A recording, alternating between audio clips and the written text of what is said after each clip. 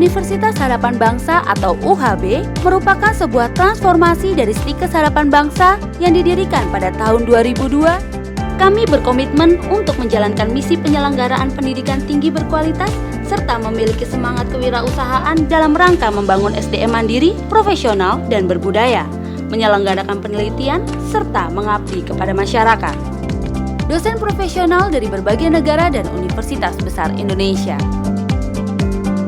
serta kesempatan luas untuk mendapatkan beasiswa dan pertukaran pelajar ke berbagai negara di seluruh dunia. Assalamualaikum warahmatullahi wabarakatuh. Apa kabar pemirsa Satelit TV dimanapun Anda berada? Masih bersama Ramadan Sehat ya, bersama Universitas Harapan Bangsa. Saya Bardian Kristanto tentunya, dan telah hadir bersama kita ya narasumber yang luar biasa. Nah, kali ini kita akan membahas sosok yang berperan penting juga dalam sebuah tindakan kesehatan, khususnya di ruang operasi. Kalau pemirsa Satelit TV ya pernah mengunjungi yang namanya ruang operasi, ada satu sosok atau pelaku yang penting ya tentunya dalam membius nih. Nah, kita akan mengenal jauh lebih dalam lagi tentang penata anestesi ya. Di Indonesia memang jarang dan masih awam ya. Oleh karenanya kami hadir ya untuk memberikan informasi tentang penata anestesi itu sendiri. Saat ini sudah hadir bersama kita ya Dr. Made Swandika. Ya. Assalamualaikum, apa kabar? Waalaikumsalam, saya baik Pak. Sehat ya? Sehat. Bagaimana dokter? Beliau merupakan lulusan Taiwan ya, salah satu universitas ternama di Taiwan. Ya. Boleh cerita apa yang dipelajari di sana dan spesialisnya Pak Made ini apa dan bagaimana sih edukasi yang diterapkan di sini? Oke, terima kasih. Nah, saya Made Swandika. Saya memang betul tadi saya adalah lulusan S3 doktoral pada program palliative care and penyakit kronis ya. Di situ bernama Changgung University, Taiwan. Saya belajar di sana tentang bagaimana melakukan perawatan paliatif pada pasien-pasien yang mengalami penyakit kronis, di mana kasus-kasus penyakit kronis yang terminal itu sudah sangat meningkat baik secara lokal maupun mendunia. Dan saat ini Bapak Made ini sebagai salah satu dosen ya, di D4 Keperawatan Anestesiologi Fakultas Kesehatan Universitas Harapan Bangsa. Betul ya? Betul. Sudah di UHB sejak tahun berapa Pak? Saya sudah masuk Universitas Harapan Bangsa itu sejak tahun 2002. Tahun 2002, iya betul. Ya, oke. Pak Made, ini kita akan membahas tentang bius-membius ya, pelaku dalam salah satu tindakan operasi. Ini juga masih awam buat masyarakat nih, yaitu penata anestesi. Boleh diceritakan nggak sih perbedaan antara dokter anestesi, spesialis anestesi, dan juga penata anestesi itu apa? Dan mereka apa yang dilakukan semua itu? Ya. Awal mula saya menjadi dosen D4 anestesiologi di Universitas Harapan Bangsa itu berawal dari karena saya memiliki pengalaman bekerja di ruang kamar bedah. Nah, pada saat itu saya sebagai asisten kamar bedah 1. Nah, jika Anda bertanya apa perbedaan penata anestesi dan dokter anestesi adalah mereka adalah para pelaku anestesiologis yang terdiri dari dokter spesialis anestesi, yang kedua adalah asisten anestesi, yaitu residen dokter umum yang mencari ilmu, menambahkan ilmu dengan untuk spesialis anestesi. Dan yang ketiga adalah pelaku anestesiologis, yaitu penata anestesi, di mana penata anestesi merupakan perawat anestesi yang menuntut ilmu di penataan anestesi, yaitu di program D4 anestesiologi seperti itu. Nah, sebelum jauh mengenal sosok penata anestesi itu sendiri, kita perlu tahu nih, anestesiologi itu apa ya Pak Made? Oh iya, anestesiologi itu adalah ilmu, salah satu bidang ilmu tentang proses memberikan rasa nyaman terhadap pasien dalam proses operasi, yaitu memberikan pembiusan baik dari sebelum operasi intra operasi atau saat operasi dan setelah operasi. Iya. Begitu. Itu Iya. yang disebut anestesiologi. Oke. Nah, rasa nyaman tadi ya. Oke. Itu kalau Sako juga kayaknya nyaman-nyaman aja ya. Nah, itu salah satu obat yang disalahgunakan. Oke. Jadi memang bergelut di bidang bius-membius. Iya, ya. betul. Dan tadi sudah disampaikan ada 3 pelaku dalam bidang anestesiologi. Iya. Ada dokter anestesi, kemudian ada asisten anestesi dan juga penata anestesi. Betul. Nah, tadi sampaikan juga kalau penata anestesi itu merupakan perawat anestesi. Iya. Nah, apa bedanya dengan perawat yang memiliki lisensi untuk melakukan tindakan anestesi dengan penata anestesi itu sendiri? Iya. Kalau perawat anestesi itu memang sebenarnya perawat ilmu kepenataan anestesi itu berawal dari Dr. Muhammad Kellan yang tahun 1962 dipelopori oleh beliau. Beliau mempelopori sekolah perawat anestesi. Nah, di mana Tahun berapa itu, Pak? Itu tahun 1962. 1962. Ya. Sudah lama berarti. Sudah lama, iya. Nah, saat itu beliau mempelopori tentang keperawatan anestesi, yaitu seorang perawat yang sudah menempuh diploma di 3 keperawatan, terus melakukan pelatihan tentang keperawatan anestesi. Nah, perbedaan dengan perawat anestesi dengan penata anestesi adalah kalau penata anestesi itu dia akan menempuh benar-benar keperawatan anestesi selama 4 tahun. Tentunya kurikulum studi ya selama berproses itu juga berbeda. Sangat ya? berbeda, Dan sangat berbeda. Lebih signifikan juga perbedaannya ya? Sangat signifikan dan dari lamanya spesifik, sekolah dan juga lamanya pelatihan. Kalau di perawat anestesi itu kan pelatihannya cuma 3 sampai 6 bulan. Dia akan mendapat sertifikat sebagai perawat anestesi. Tapi kalau penata anestesi dia harus menempuh studi selama kurang lebih 4 tahun. Di mana terdiri dari praktek, terus dari proses akademik dan juga melakukan praktek langsung di rumah sakit sebagai penata anestesi. Seperti itu, Pak. Ya. Nah, program D4 keperawatan anestesiologi ini di Universitas Harapan Bangsa seperti apa sih keunggulannya? Dan saya dengar juga untuk perguruan tinggi ya yang memiliki program D4 anestesiologi ini juga tidak banyak ya. Artinya di Indonesia kalau tidak salah ada 10. Iya, betul. Dan ini menjadi tren baru ya kan. Nah, ini bagaimana prospek kerjanya ke depan dan apa saja yang dipelajari dan tentunya apa sih yang menjadi keunggulan D4 anestesi di Universitas Harapan Bangsa? Iya. Betul sekali Pak. Universitas Harapan Bangsa memiliki program studi D4 anestesiologi yang memiliki unggulan bahwa kita siap untuk mencetak calon-calon penata anestesi yang untuk menunjang pelayanan kesehatan secara berkesinambungan. Nah, keunggulan dari penata anestesi untuk prospek kerjanya ini sangat baik karena di setiap rumah sakit sudah menyiapkan unit-unit tertentu, salah satunya adalah penata anestesi secara khusus, di mana seorang penata anestesi itu memang harus sekolah atau menuntut ilmu baik secara akademik dan secara profesional dalam proses pendidikan yang formal seperti itu. Dan salah satu buktinya didukung dengan tenaga pengajar yang luar biasa, kualitas dan juga kompetensi secara profesional ya untuk Anda semua mendidik calon penata anestesi masa depan. Baik, pemirsa Satelit TV ya dimanapun Anda berada, kita usai dulu ya di segmen 1 ini. Nanti kita akan hadir kembali di segmen 2 dengan narasumber yang tentunya luar biasa juga yang akan kami hadirkan.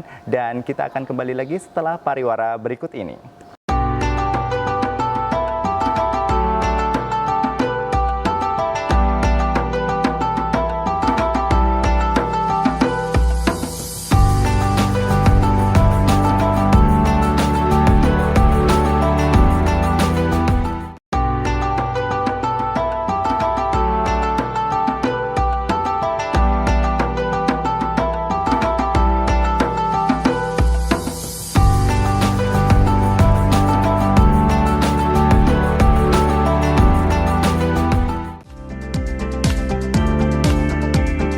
Universitas Harapan Bangsa atau UHB merupakan sebuah transformasi dari Stikes Harapan Bangsa yang didirikan pada tahun 2002. Kami berkomitmen untuk menjalankan misi penyelenggaraan pendidikan tinggi berkualitas serta memiliki semangat kewirausahaan dalam rangka membangun SDM mandiri, profesional, dan berbudaya, menyelenggarakan penelitian, serta mengabdi kepada masyarakat.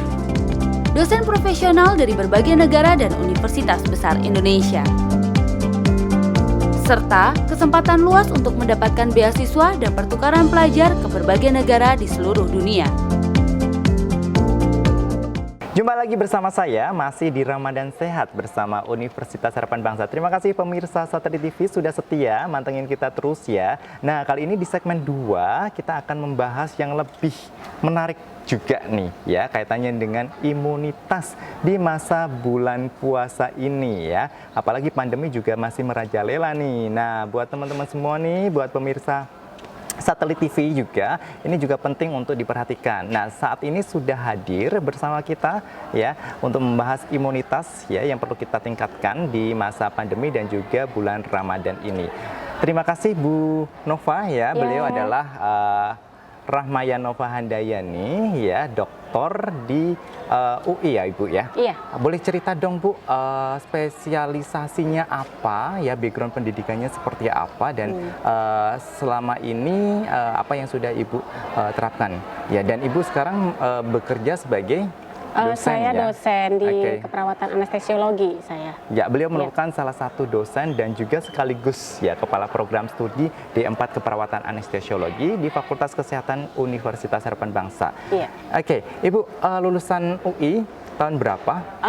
Kebetulan background saya adalah nurse, terus kemudian ada kesempatan untuk melanjutkan pasca sarjana di UGM di Ilmu Kedokteran Dasar Biomedis.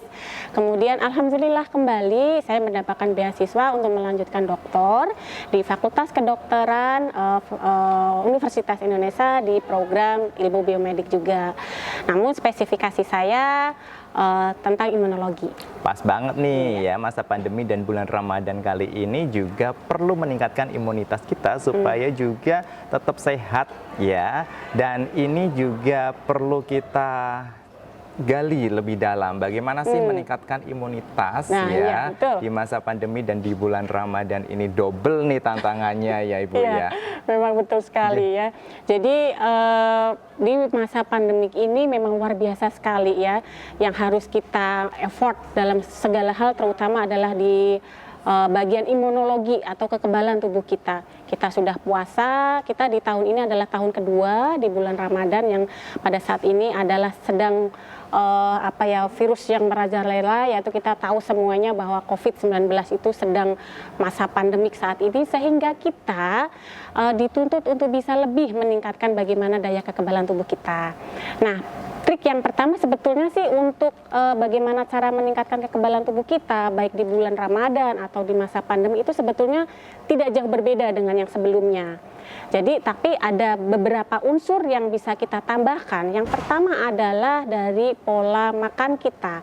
Pola makan kita bisa kita tinggikan dosisnya atau konsumsi untuk vitamin C dan E-nya. Ini sangat penting sekali karena vitamin C itu adalah sebagai antioksidan ya, antioksidan. Kemudian vitamin E itu juga bisa meregenerasi sel-sel kita yang sudah mati. Antioksidan itu nanti di dalam tubuh kita itu akan bisa melawan segala mikroorganisme yang masuk ke dalam tubuh, sehingga itu sangat penting sekali. Kalau misalnya sebelum pandemi kita mengkonsumsi vitamin misalnya 1 hari 2 tablet misalnya, atau dosisnya misalnya sekian buah misalnya, nah pada musim pandemik dan apalagi di bulan puasa ini kita bisa lebih ditingkatkan lagi ya. Kemudian jangan lupa juga kita harus membatasi gula dan garam. Oke. Kenapa? Jadi ada batasan gula itu maksimal dalam waktu 1 hari itu adalah 4 sendok makan. Oke. Ya, karena apa? Padahal kalau buat minuman gitu ya, 2 kali. Yang enak-enak itu biasanya yang Apalagi menimbulkan minuman suatu trouble. kekinian. Betul sekali. Ternyata Garam itu pun berpengaruh begitu. pada imunitas kita juga Yes, ya. betul. Oke, nah ini mohon maaf menyela. Nah tadi sudah disinggung juga. Sebelum kita membahas lebih jauh lagi kaitannya dengan peningkatan imun dan tadi sudah asupan juga. Nah apa sih yang menyebabkan imunitas kita itu turun, Bu Nova? Ya, jadi banyak sekali sebetulnya faktornya. Intinya adalah pola hidup kita yang tidak sehat. Pola hidup yang kita tidak sehat itu ya salah satu contohnya adalah makanan kita yang tidak terkontrol. Oke. Ya, garam sukanya asin. Padahal maksimal kita mengkonsumsi garam itu hanya setengah sendok teh saja dalam waktu 1 hari. Setengah sendok Yes. teh dalam 1 hari. Oh, maaf lah, bukan setengah sendok, 1 sendok teh. 1 sendok teh. Mak gue kalau masak bersendok-sendok, Bu. Tapi kan bagiannya kan sedikit-sedikit, Iya, iya, jadi kan nggak mungkin satu panci diambil semua, kan gitu ya. Itu terus kemudian gulanya ya, jangan Oke. lupa. Kemudian lemaknya. Nah, biasanya kita kalau makanan tidak berlemak-lemak itu nggak sedap. Ya, nah betul. kita ada batasan kalau kita mau lebih meningkatkan daya imun kita itu maksimal 702 kilokalori saja. Oke. Atau kalau kita bahasa orang awam ya maksimal 5 sendok makan lah, ya gitu. Itu yang pertama. Yang kedua adalah istirahat yang cukup. Kadang kita, entah kita mahasiswa ya, atau kita bekerja apapun, kita dituntut beban kerja yang tinggi. Betul. Sehingga kita banyak lembur dan lain sebagainya. Apalagi di bulan puasa, Iya. kita harus masak, bangun 2:30 ya, emak-emak banget ini. Ya. Kemudian, Bu, ya. ya curhat juga.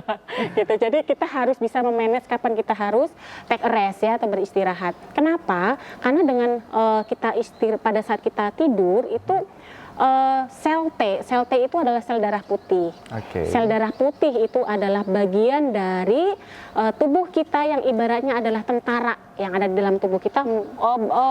Musuh kita itu ada bakteri, virus itu musuh-musuh kita. Nah, sel T itulah nanti akan dibentuk ya secara maksimal pada saat kita beristirahat tidur.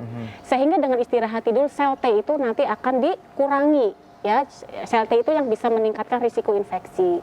Nah, dengan istirahat yang tidur, sel T itu akan dikurangi sehingga kita respon imunnya akan lebih bagus. Oke, iya. Kemudian berikutnya lagi adalah karena kita itu tadi terbebani oleh kerjaan yang banyak, tentu saja akan banyak nih hal-hal yang akan kita pikirkan sehingga mau tidak mau kita pasti stres. Oke. Itu kita tidak lepas dari yang namanya stres. Stres itu 90% penyakit disebabkan karena stres. Dan itu juga yang paling dominan dalam menurunkan imunitas ya. Iya.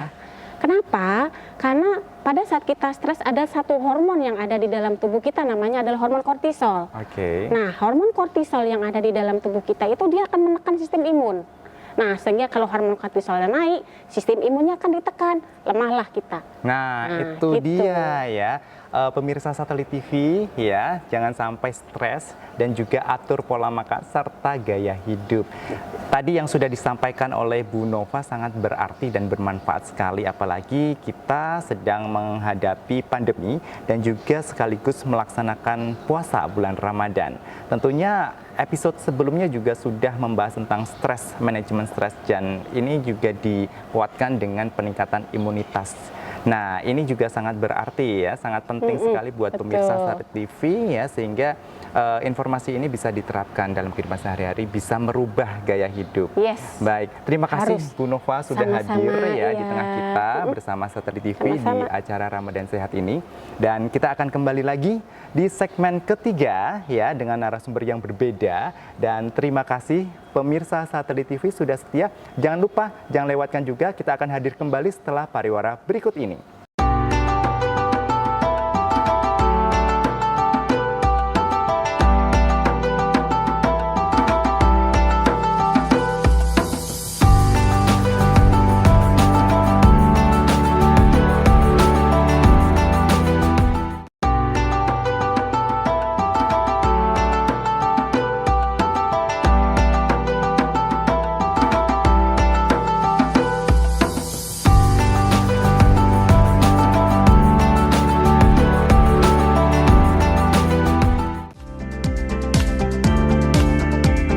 Universitas Harapan Bangsa atau UHB merupakan sebuah transformasi dari Stikes Harapan Bangsa yang didirikan pada tahun 2002. Kami berkomitmen untuk menjalankan misi penyelenggaraan pendidikan tinggi berkualitas serta memiliki semangat kewirausahaan dalam rangka membangun SDM mandiri, profesional, dan berbudaya, menyelenggarakan penelitian, serta mengabdi kepada masyarakat. Dosen profesional dari berbagai negara dan universitas besar Indonesia. Serta kesempatan luas untuk mendapatkan beasiswa dan pertukaran pelajar ke berbagai negara di seluruh dunia.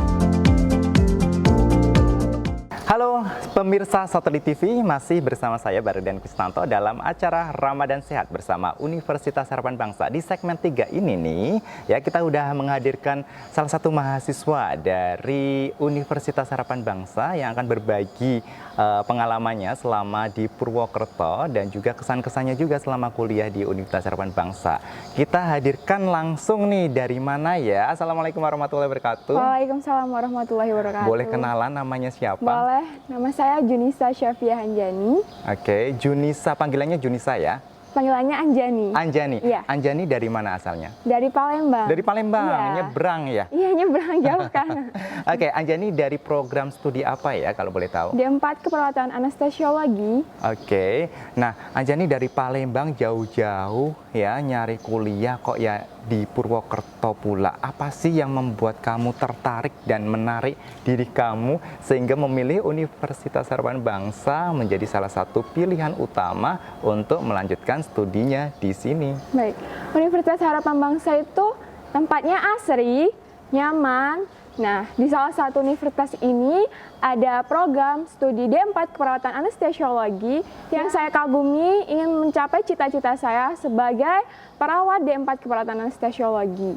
Oke, jadi impiannya adalah menjadi penata anestesi ya. Baik. Tadi nyamain nyaman. Nah, kita juga lagi take-nya nih di salah satu taman ya yang ada di kampus Universitas Harapan Bangsa nih ya. Seduh, nyaman gitu kan, buat belajar juga enak Asri, gitu ya. Nah, kenapa pilih penata anestesi? Apa sih dari mana nih informasi didapat dan kenapa pengen jadi penata anestesi? Informasi yang didapat terutama dari mama saya karena mama Oke. saya seorang perawat. Oh gitu. Ya, seorang Jadi perawat. nyambung ya? Ya, jadi nyambung. Terus program studi keperawatan anestesi itu masih langka ya, masih jarang. Jadi di sini kerjanya juga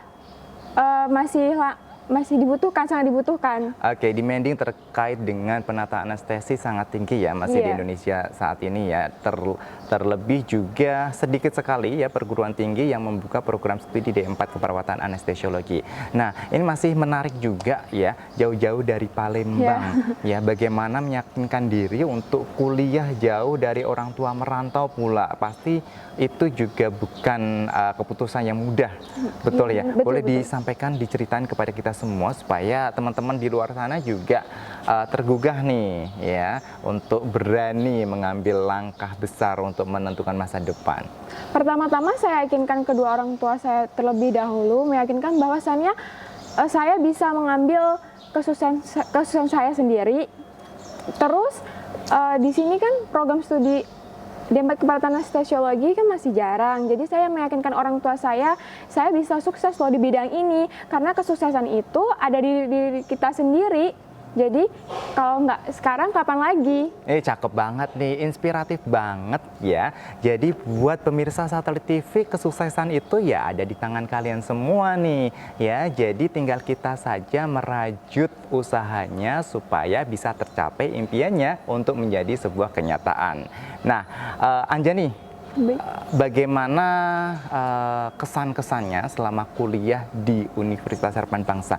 Dan juga apa sih yang kamu lakukan sehari-hari untuk menepis kebosanan, apalagi di pandemi saat ini pembelajarannya online juga ya? Iya. Oke. Jadi bosan itu pasti kan, bosan itu pasti. Tapi di sini banyak destinasi wisata di Jawa Tengah, di sini di Purwokerto sendiri banyak destinasi wisata. Kita bisa ke air terjun, jalan-jalan, nongki-nongki bareng teman. Di sini juga saya mendapatkan teman dari berbagai suku yang membuat saya lebih terinspirasi Bahagia tentunya, very very happy. Oke, happy ya, di tengah pandemi ini butuh happy biar tidak stres. Nah, tentunya Purwokerto yang memiliki daya tarik yang magis ya, dengan banyak pilihan wisata dan juga tempat yang oke punya, betul ya? Betul Dan sekali. itu juga terbukti sudah bisa menjadikan salah satu tujuan wisata ya. Dan murah nggak sih tinggal di Purwokerto itu? Tentunya sangat-sangat murah kalau Apa sih kesan-kesan kamu dari luar pulau ya datang ke Purwokerto yang notabene first time ya? Ya first time. Kesan-kesan kamu terhadap Purwokerto itu sendiri seperti apa dan terhadap kampus Universitas Harapan Bangsa? Kalau menurut saya, kalau bagi diri saya sendiri, saya jadi seorang pribadi yang lebih mandiri lagi. Dan kalau Universitas Harapan Bangsa sendiri, itu menjadikan saya pribadi yang lebih giat belajar lagi. Kan di sini juga kuliahnya online, offline. Jadi agar diri saya tuh nggak bosen, jadi berganti-ganti. Oke, pemirsa Satelit TV perlu bangga juga ya buat kalian yang berada di Purwokerto, karena ya tidak hanya orang Purwokerto sendiri yang menuntut ilmu di sini, tapi dari seluruh Nusantara juga ngumpul ya, karena Purwokerto juga punya potensi yang luar biasa, memiliki banyak ya perguruan tinggi untuk menjadi pilihan utama dan tentunya objek wisata nih. Dan ini juga menginspirasi buat kita semua bahwasanya tadi yang disampaikan oleh Anjani untuk menentukan sebuah masa depan itu harus dimulai dengan keputusan yang perlu mendapatkan restu dari orang tua juga ya, sehingga kita juga bisa enak melangkahnya. Oke, Anjani tahun keberapa masuk ke Universitas Harapan Bangsa? Tahun 2020. 2020, boleh dong berbagi kepada kita semua, khususnya pemirsa Satelit TV yang masih bingung nih buat putra-putrinya mungkin atau teman-teman yang ingin melanjutkan kuliah ya, apa sih yang harus dilakukan untuk menentukan studi atau pilihan program studi di perguruan tinggi? Kalau menurutku sih jangan sampai kalian pilih program studi atau kalian mikir bagaimana ke depannya, itu ada di diri kalian sendiri. Jadi kalau kalian ingin memilih program studi, kalian itu pilihlah dari diri kalian sendiri. Jangan mengikuti kata orang lain. Itu aja sih. Oke, thank you banget ya. Passion adalah nomor satu buat kalian untuk bisa menentukan impian kalian ya. Artinya bisa menjadi dasar kalian untuk menentukan program studi apa yang cocok buat kalian. Baik, terima kasih banyak pemirsa Satelit TV sudah setia ya menonton kita dari segmen 1, 2, dan 3. Semoga informasi yang kita bagikan, kita sajikan kepada kalian semua tentunya bermanfaat, apalagi di tengah pandemi dan bulan Ramadan ini. Sukses buat teman-teman semua, sukses buat Anjani, dan semoga kita senantiasa diberikan kesehatan. Saya pamit undur diri ya. Wassalamualaikum warahmatullahi wabarakatuh.